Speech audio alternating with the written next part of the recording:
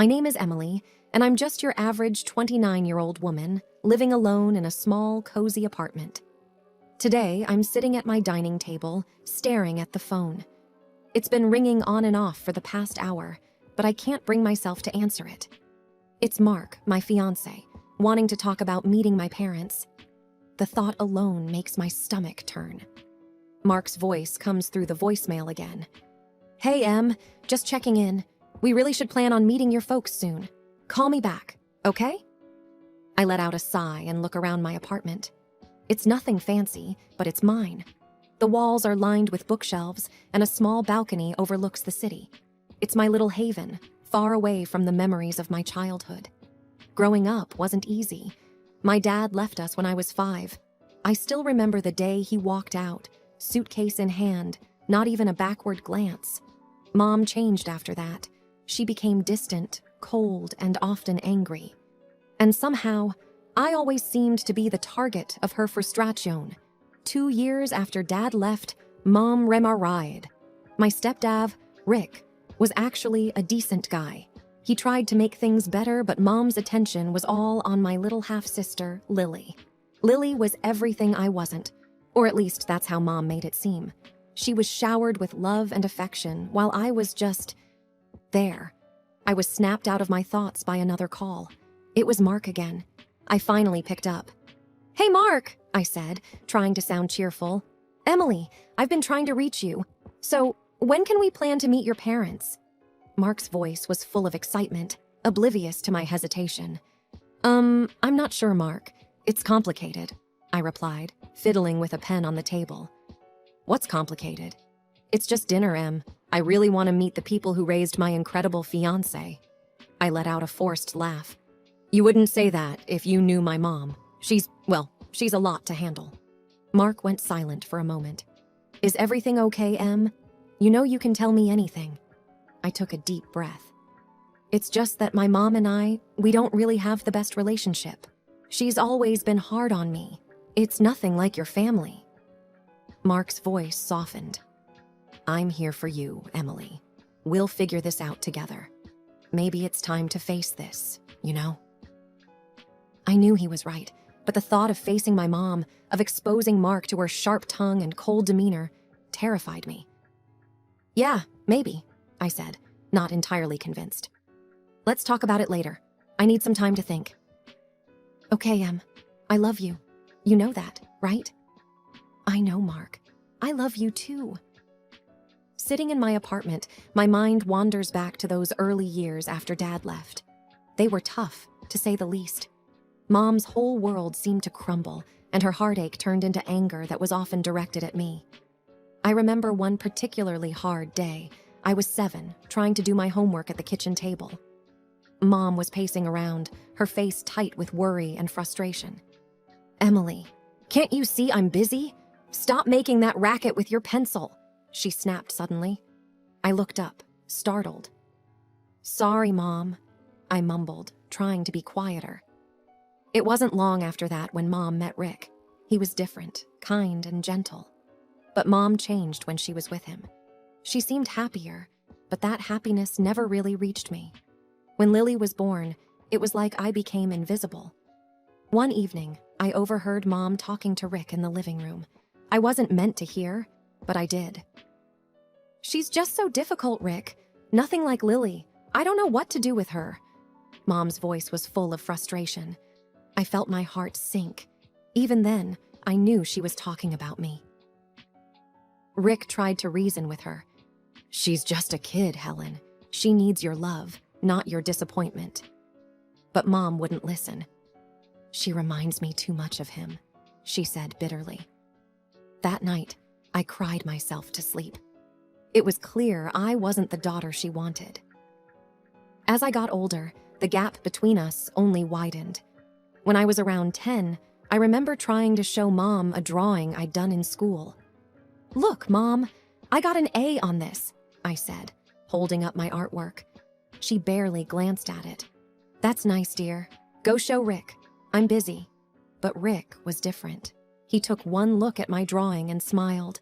"This is fantastic, Emily. You're really talented." I remember how warm his praise felt. but it couldn't fill the void left by Mom's indifference. Those years were a blur of feeling like I didn't belong, like I was an outsider in my own home. Mom was always quick to point out my flaws, especially as I hit my teenage years. It was a constant stream of, "Don't slouch," "That outfit is unflattering," or "Why can't you be more like Lily?" My teenage years were like navigating a minefield, always cautious, trying not to set off another round of criticism or disapproval from Mom. I was 15 when the weight of her words really started to bear down on me. One evening, I was getting ready for a school dance. I had picked out a dress I thought looked pretty good on me. I twirled in front of the mirror in my room, feeling a rare moment of confidence. "Mom, can you help me with my hair?" I called out, stepping into the living room. Mom looked up from her magazine, her eyes scanning me up and down. "You're wearing that? It's a bit snug, don't you think?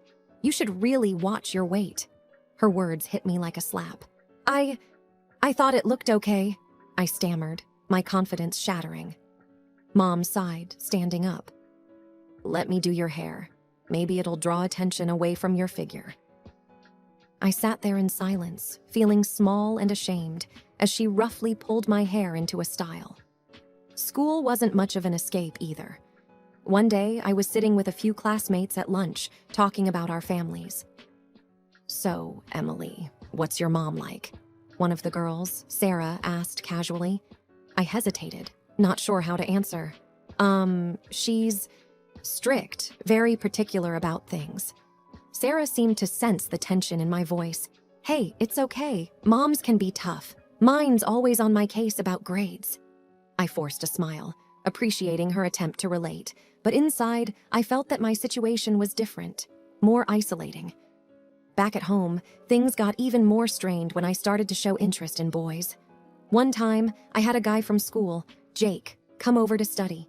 He was nice, funny, and I kind of liked him. We were in the living room, working on a project, when Mom walked in. She gave Jake a cold look before turning to me. "Emily, make sure you're actually studying and not distracting the boy with your silly crushes," she said, loud enough for Jake to hear. I was mortified. Jake looked uncomfortable, and the air was filled with awkwardness. After he left, I confronted Mom. "Why did you have to say that in front of Jake? It was so embarrassing." Mom shrugged, unfazed. "I'm just stating the obvious, Emily. Besides, boys like him aren't interested in girls with your build." Her words stung deeply, and from that point on, I was even more cautious about bringing friends, especially boys, home. During those years, I often sought refuge in Rick, my stepdad. He was always kinder, more understanding. One evening, when Mom was out, I opened up to him. "Rick, do you think I'm unattractive?" I asked hesitantly. Rick looked surprised. "Emily, you're beautiful. Don't ever let anyone make you feel otherwise, not even your mom." By the time I hit my early 20s, my experiences with Mom had left a deep imprint on my confidence, especially when it came to relationships. I was always second-guessing myself, wondering if I was good enough. I remember dating a guy named Alex during college. He was sweet and seemed to genuinely like me. One day, I decided to introduce him to my family, despite my reservations about Mom. We were having dinner at my parents' house. Rick was his usual welcoming self, but Mom was another story. She had this way of giving backhanded compliments that could cut you down to seize. "So, Alex, what are you studying?" Mom asked, passing the salad. "Engineering," Alex replied, smiling. "I'm hoping to get into renewable energy projects after graduation." "That's ambitious. Hopefully, you're not biting off more than you can chew, like some people." Mom glanced at me as she said this, an obvious jab at my past academic struggles. I felt my face heat up with embarrassment. Alex seemed to sense the tension, but tried to keep the conversation light. The evening went downhill from there. Every time I said something, Mom found a way to twist it into a criticism. When Alex and I were leaving, I apologized profusely. "I'm so sorry about that, Alex. My mom can be difficult." Alex squeezed my hand. "Hey, it's not your fault, but it does make things a bit complicated, doesn't it?" I knew what he meant. The relationship eventually fizzled out. It wasn't just about that night, but it was a pattern. My insecurity, fueled by Mom's constant belittling, made it hard to maintain a healthy relationship. Fast forward a few years, and I met Mark. He was different, kind, patient, and he had a way of making me feel valued. But the scars from my past were always lurking beneath the surface. One evening, we were at my apartment, talking about our future. "Emily, I love you, and I want us to have a future together," Mark said, holding my hands. "I love you too, Mark, but I'm scared.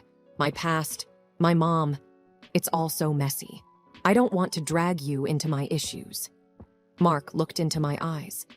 "Your past doesn't define us. Yes, it's part of you, but it doesn't have to dictate our future. We'll face it together."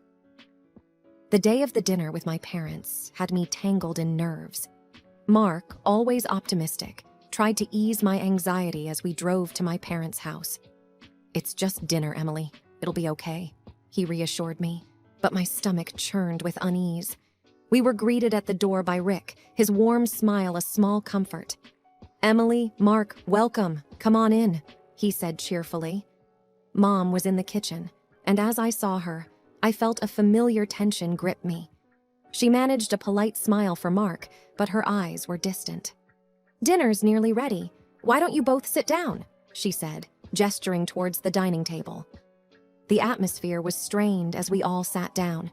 Rick tried to lighten the mood, engaging Mark in conversation. "So, Mark, what do you do for a living?" Mark, unaware of the undercurrents, answered cheerfully. "I actually own a company. We specialize in environmental consulting." I saw a flicker of something in Mom's eyes at his response. Was it interest? Or maybe even greed? It was hard to tell. "That sounds impressive," Mom said, her tone suddenly more amicable. "A company owner, no less. You must be doing quite well for yourself." Her words had an edge, and I felt a familiar pang of discomfort. The rest of the dinner progressed tensely, with Mom alternating between subtly belittling me and praising my younger sister Lily, who wasn't even present. Every now and then, she would direct the conversation back to Mark, asking about his business and future plans. Each time, I saw that same glint in her eyes, like she was assessing his worth, not just as a person, but for what he could offer. As we left that evening, I felt a mix of relief and frustration. The ride home was quiet until Mark broke the silence. "Your mom seems interested in my business. A bit too interested, maybe?" I sighed, feeling drained. "Yeah, she has a way of evaluating people." "I'm sorry, Mark. This is just how it's always been." Mark squeezed my hand, his support unwavering. "We're in this together, Emily. Remember that." The next morning, after the dinner, I was still reeling from Mom's comments when Mark's phone rang. It was an unknown number. I watched as his expression changed from curiosity to shock. "Hang on. What did you just say?" Mark asked, his voice rising in disbelief. I could hear a faint, muffled voice on the other end, but couldn't make out the words. Mark hung up, his face a mix of confusion and anger. "That was your mom," he said, looking at me. She just proposed something outrageous." I felt a cold shiver down my spine. "What are you talking about, Mark?" He took a deep breath. "She suggested that I should leave you and consider marrying Lily instead." I felt like I had been punched in the stomach. "She said what?" Mark nodded, his face grim. "She said that you weren't right for me and that Lily would be a better fit. She was serious, Emily." I was speechless. The idea that my own mother would go to such lengths was beyond belief. "We need to do something about this," Mark said, his jaw set. "This isn't just about us anymore. It's about exposing her for who she really is." I nodded, a mix of anger and determination building inside me. "We could record her saying it, catch her in the act." Mark agreed. "Let's do it. Let's show everyone her true colors." The plan was set. Mark would call my mom back, expressing interest in her proposal, and we would record the conversation. That evening, we sat in my living room, the phone on speaker. Mark dialed my mom's number, and I hit record on my phone. "Hello, Helen. It's Mark," he said, his voice calm but firm. "Mark, darling, I'm so glad you called back. Have you thought about what I suggested?" Mom's voice was sickly sweet. Mark played along. "Yes, I have. It's an interesting idea. But I need to know, why do you think Emily isn't right for me?" There was a pause, then Mom replied, "Oh, Mark, you're such a catch. You deserve someone better, someone like Lily. Emily has always been a bit of a disappointment." My heart ached hearing those words, but I stayed silent, letting the recording continue. "We should meet and discuss this further. Maybe over coffee?" Mark suggested. "That sounds wonderful. Let's do it. I'll arrange a time and place," Mom replied, her voice dripping with eagerness. After hanging up, I felt a whirlwind of emotions: hurt, anger, betrayal. But there was also a sense of purpose. We had a plan, and it was time to expose Mom's true nature. The next few days were a blur of planning and apprehension. Mark and I were going to catch my mom in her own game. He arranged to meet her at a cafe downtown, and I decided to be there, disguised, so I could see everything for myself. On the day of their meeting, I wore a wig and oversized sunglasses, looking like someone completely different. I sat at a table with a clear view of them, my heart pounding in my chest. Mark arrived first, taking a seat at a table near the window. A few minutes later, Mom showed up, looking around before spotting Mark and walking over with a confident smile. "Mark, so good to see you," she said, sitting down. "Thanks for meeting me, Helen," Mark replied. "So, about your proposal..." Mom leaned in, her voice low. "I think it's for the best, Mark. Emily is not suitable for you. Lily, on the other hand, is perfect. She's everything Emily isn't." I felt a lump in my throat, listening to her words. Mark glanced in my direction, giving a subtle nod to indicate the recorder was on. "But why are you so against Emily?" Mark asked, playing his part perfectly. Mom sighed. "Between us, I never wanted Emily. Her father left, and she just reminds me of all the bad times. Lily is my real daughter, the one I actually care about." My hands were shaking under the table. Hearing Mom's words, so cold and heartless, was like a knife twisting in my gut. Mark changed the topic, discussing random things to keep the conversation going while the recorder captured every word. After about 30 minutes, they wrapped up, with Mom looking pleased with herself. As soon as Mom left, I removed my disguise and joined Mark. "I can't believe she said those things," I said, tears welling up in my eyes. Mark took my hands. "I'm so sorry, Emily, but now we have proof. What do you want to do with it?" I took a deep breath, feeling a mix of sadness and determination. "We expose her, Mark, at the next family gathering. Everyone needs to know the truth." Mark nodded, his expression resolute. "We'll do it together. It's time everyone saw the real Helen." We left the cafe with a plan in mind, a plan to finally reveal my mom's true colors to everyone, especially to Rick, who had been in the dark for far too long. The tension was thick in the air as we all gathered at my parents' house for what was supposed to be a routine family dinner. Little did everyone know, Mark and I had a revelation planned that would change everything. As we sat down to eat, my mom, with a triumphant look in her eyes, couldn't hold back. "Emily, I have some news. Mark has seen the light. He's left you and is now interested in your sister, Lily." Lily's smile broadened across her face, a mirror image of Mom's smug expression. Rick, sitting beside them, looked absolutely shocked, his fork halfway to his mouth. "What are you talking about, Helen?" Rick asked, his voice filled with disbelief. Before Mom could elaborate, Mark caught my eye and winked subtly. It was our cue. I reached into my purse, pulled out my phone, and pressed play.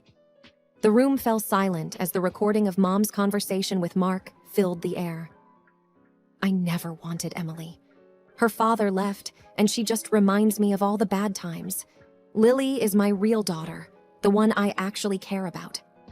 As the recording continued, Mom's face turned pale, her eyes widening in shock. Rick looked at her, disbelief etched on his face.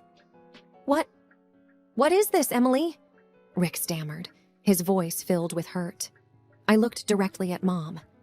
That's you, talking to Mark, telling him to leave me for Lily, telling him how little you think of me. Mom tried to interrupt. Emily, this is nonsense. You're just trying to... No, Mom, I cut her off, my voice steady despite the turmoil inside. For once, you're going to listen. I only married Rick out of desperation. If I hadn't had Emily, I could have found someone richer, smarter, more promising. She's always been a burden. As the recording ended, the room was heavy with silence. Rick turned to Mom, his expression a mixture of anger and heartbreak. Helen, is this true? Did you really say these things? Rick asked, his voice trembling. Mom was at a loss for words, her usual composure shattered. Rick stood up, pushing his chair back. I can't believe this. All these years, I had no idea. He looked at me, his eyes full of sorrow.